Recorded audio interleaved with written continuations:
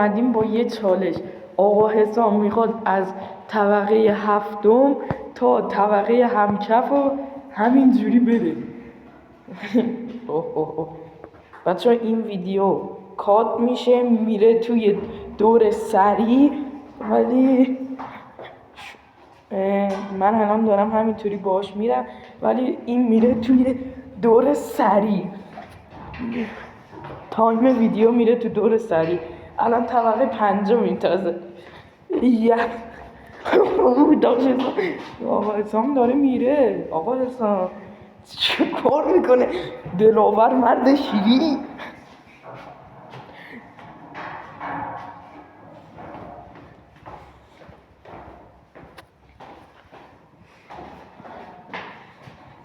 به به، دلاور مرد ایران طبقه 3 شد. بچه داره میره واقعا، یعنی برگام. حاجی جدی داره میره. ای بابا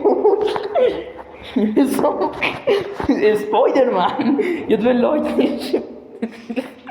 اسپایدرمن یا حسین علی مطر.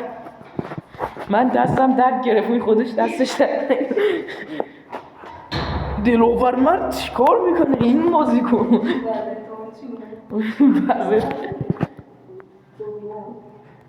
بچه رسیدیم طبقه اول.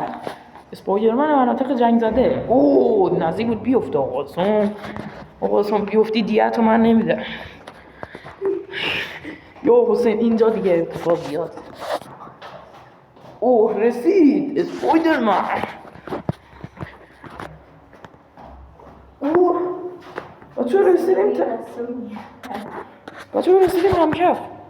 از طبقه 7 اومد رسیدیم همکف.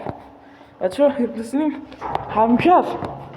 واقعا الان واقعا همکفه. بچه شاید بگید دروغ میگی. جدی میخوای بالایی بری؟ اینو میذاریم برای پارت دوم. تا پارت بعدی خدا نگهدار.